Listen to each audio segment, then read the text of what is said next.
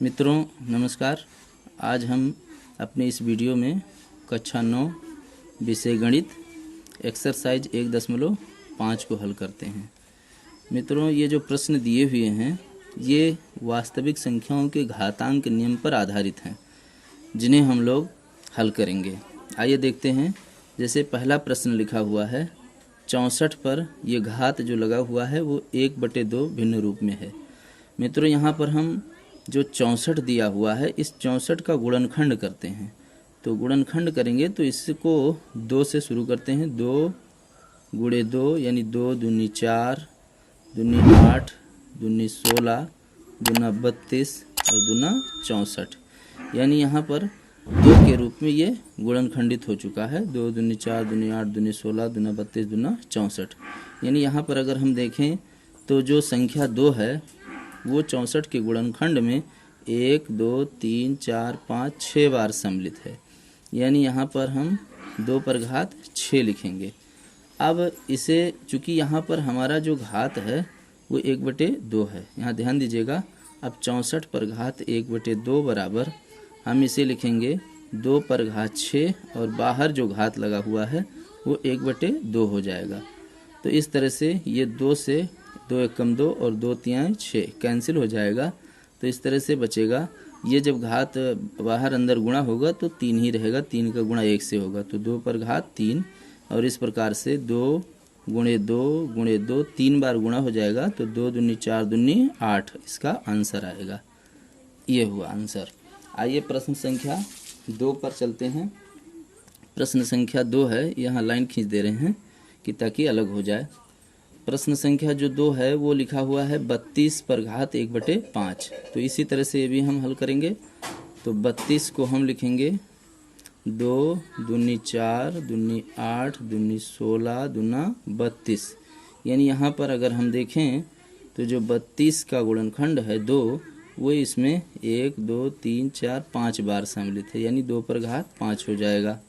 तो इस तरह से हम 32 पर घात 1/5 बराबर इसको हम लिखेंगे 2 पर घात 5 अंदर रहेगा और बाहर 1/5। तो इस तरह से हम देखते हैं कि ये जब घात बाहर होगा तो ये आपको इस तरह से भी आप लिख सकते हैं 5/5। यानी इसका अंश में सीधे गुणा हो जाएगा। अब 5 से 5 कैंसिल हो गया तो 2 पर घात 1 अर्थात इसका मान 2 ही होगा। ये आपका आंसर हो गया। आइए प्रश्न संख्या 3 को देखते हैं। प्रश्न संख्या 3 में दिया हुआ है। यहाँ लाइन खींच देते हैं ताकि ये अलग हो जाए। यहाँ 125 पर घात 3 लिखा हुआ है। 1/3 थे सॉरी। तो यहाँ हम इसको 125 को गुणनखंड के रूप में लिखेंगे तो 5 गुणे 5 गुणे 5 यानी 25 पंचे 125। यानी इसको हम 5 पर घात 3 लिख सकते हैं। तो इस तरह से 125 पर घात 1/3 ये बराबर हो जाएगा 5 पर घात 3 और बाहर 1/3 और अंदर घात 3। तो जब ये इस तरह से रहेगा तो इस 3 का अंश में गुणा होगा तो ये 5 पर घात 3/3 बनेगा जो कि कैंसिल हो जाएगा और अंत में आंसर आएगा 5। आइए प्रश्न संख्या 2 पर चलते हैं। प्रश्न संख्या 2 को ध्यान से देखिएगा। इसमें भी वही घातांक नियम से इसे भी हल करना है। तो यहाँ पर लिखा हुआ है 9 पर घात 3/2। तो मित्रों यहाँ 9 को हम लिख सकते हैं 3 गुणे 3 अर्थात 3 पर घात 2। तो यहाँ पर हम 9 पर घात 3/2 को लिखेंगे 3 पर घात 2 फिर बाहर 3/2। तो यहाँ पर देखिए ये अंश में संख्या होती है तो ये 2 ये हर कट जाएगा। यानी यहाँ पर आएगा 3 पर घात 3। तो इस प्रकार से 3 गुणे 3 गुणे 3 3 बार गुणा हो जाएगा। तो 3 त्रिका 9 त्रिक 27। यानी इसका जो आंसर होगा वो आएगा 27। आइए प्रश्न संख्या दूसरे का दूसरा देखते हैं जो कि लिखा हुआ है 32 पर घात 2/5। मित्रों 32 का हम गुणनखंड करते हैं तो 2 दूनी 4 दूनी 8 दूनी 16 दूना 32। यानी 1, 2, 3, 4, 5 बार सम्मिलित है। तो ये आपका 2 पर घात 5 हो जाएगा।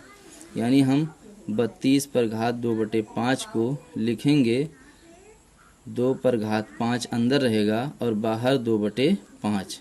मित्रों ये अंश में संख्या होती है जब गुणा होता है तो इसलिए ये 5 से 5 कैंसिल हो जाएगा। और यहाँ पर आएगा 2 और बाहर जो है वो घात 2 बचा हुआ है। इसका मतलब ये 2 का गुणा 2 यानी 2 बार हो जाएगा, तो 2 दूनी 4 ये आपका आंसर होगा। आइए प्रश्न संख्या हम तीसरे पर चलते हैं। तीसरा लिखा है 64 पर घात 3/4, यानी हम 64 का पहले गुणनखंड करते हैं। तो 2 दूनी 4 दूनी 8 दूनी 16 दूना 32 दूना 64, यानी ये आपका 1 2 3 4 5 6 बार होगा, यानी ये आपका 2 पर घात 6 लिखा जाएगा। तो इस तरह से हम लिख सकते हैं 64 पर घात 3/4 बराबर 2 पर घात 6 और ऊपर रहेगा 3/4।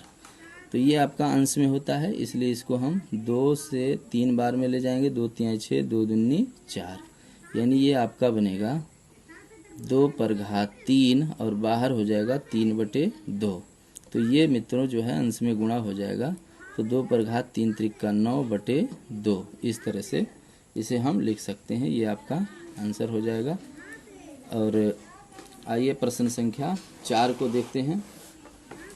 प्रश्न संख्या 4 इसी का अगला भाग है। तो प्रश्न संख्या 4 में दिया हुआ है 125 पर घात -1/3 है।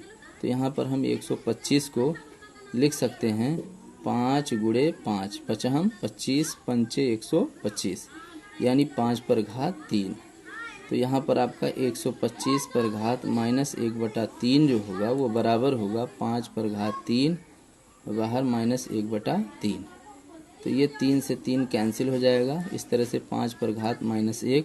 और मित्रों जब किसी संख्या पर घात माइनस में होता है तो संख्या भिन्न के रूप में पलट जाती है, यानी इसे हम 1/5 लिखेंगे। ये आपका आंसर हो जाएगा। मित्रों यहाँ पर एक त्रुटि हो गई है। प्रश्न संख्या दूसरे के तीसरे में 64 पर घात 3/4 लिख गया है, जबकि प्रश्न में 16 पर घात 3/4 था। लेकिन 64 पर घात 3/4 का जो हल है ये हल अपनी जगह पे पूरी तरह से सही है, इसमें कोई त्रुटि नहीं है। इसको कोष्ठक में कर दीजिए, ये घात के रूप में 9/2 होगा। आइए तो उसको भी हल कर लेते हैं। तीसरा वाला फिर से 16 पर घात 3/4 को कैसे हल करेंगे। तो इसके लिए हम 16 का गुणनखंड करते हैं। तो 2 दूनी 4 दूनी 8 दूनी 16, यानी ये आपका 2 पर घात 4 बनेगा। तो इस तरह से हम 16 पर घात 3/4 को लिख सकते हैं 2 पर घात 4 और बाहर रहेगा 3/4।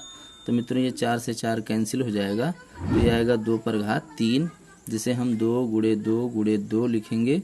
और इसका जो आंसर होगा वो आपका हो जाएगा, यहाँ यहाँ नहीं दिख रहा है, थोड़ा और आगे कर ले रहे हैं। ये हम लिखेंगे 2 × 2 × 2, यानी 2 दूनी 4 दूनी 8। तो ये आपका हो जाएगा 8 उत्तर, ये आपका आंसर है। तो इस तरह से यहाँ पर हमने इसका सॉल्यूशन फिर से दे दिया है। आइए प्रश्न संख्या 3 को देखते हैं। लिखा है सरल कीजिए। इसमें भी कुल 4 प्रश्न दिए गए हैं। ये देखिए यहाँ नीचे तक है, ये कुल 4 प्रश्न दिए हैं। इन चारों प्रश्नों को हल करेंगे। आइए हम पहले प्रश्न की बात करते हैं। तो पहले प्रश्न पे यहाँ देखिए ये जो डाट लगा हुआ है इसका मतलब होता है गुणा, यानी इन दोनों के बीच में गुणा है और ये संख्या समान है। तो जब आधार समान होता है और घात अलग अलग होते हैं तो एक ही आधार पर हम इन घातों का गुणा कर देते हैं, यानी 2/3 × 1/5 इस तरह से हो जाएगा। तो इसे हम लिखेंगे 2 पर घात, यहाँ भिन्न के नियम से अंश का अंश से गुणा होगा, हर का हर से। तो 2 × 1 = 2 बटे 3 × 5 = 15, यानी कि ये आपका आंसर हो जाएगा 2 पर घात 2/15। आइए प्रश्न संख्या 2 को देखते हैं।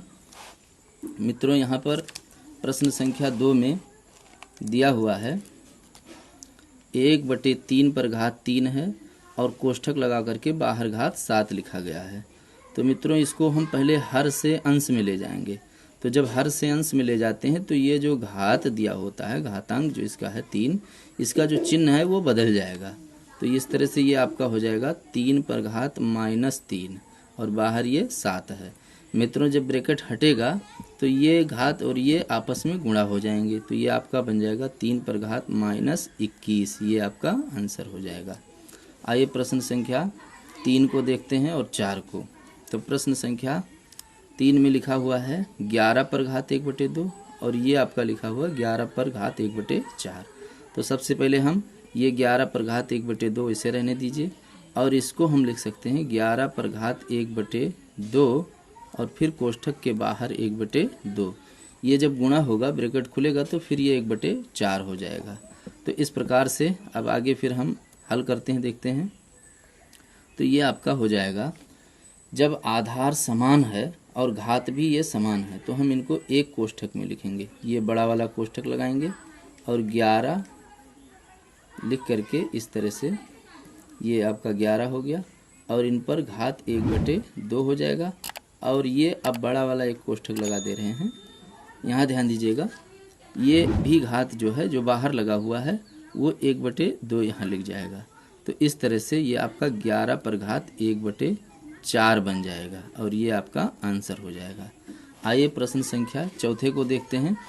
मित्रों, प्रश्न संख्या चौथे में ये लिखा हुआ है 7 पर घात 1/2, फिर ये डॉट लगा हुआ है, ये गुणा है, फिर 8 पर घात 1/2। ये लिखने में थोड़ा मिस्टेक हो गया था इसलिए हमने काट दिया है इसको। एक बार फिर से लिख दे रहे हैं। तो 7 पर घात 1/2 डॉट 8 पर घात 1/2। यहाँ पर देखिएगा, जब घात समान हो लेकिन आधार अलग अलग हो तो ये दोनों आपस में गुणा हो जाएंगे। 7 × 8 और ये बाहर 1/2। तो ये 7 का 8 से गुणा हो जाएगा 56 और घात 1/2। ये आपका हो जाएगा आंसर। इस तरह से मित्रों आशा करते हैं कि ये प्रश्नावली जो दी हुई थी आपकी, उसका ये पूरा प्रश्न हल हो चुका है। जिनमें 3 प्रश्न दिए गए थे, तीनों का हमने हल आपको दे दिया है। आशा करते हैं वीडियो आपको पसंद आया होगा। यदि वीडियो पसंद आए तो उसे लाइक, शेयर और सब्सक्राइब जरूर करें। धन्यवाद।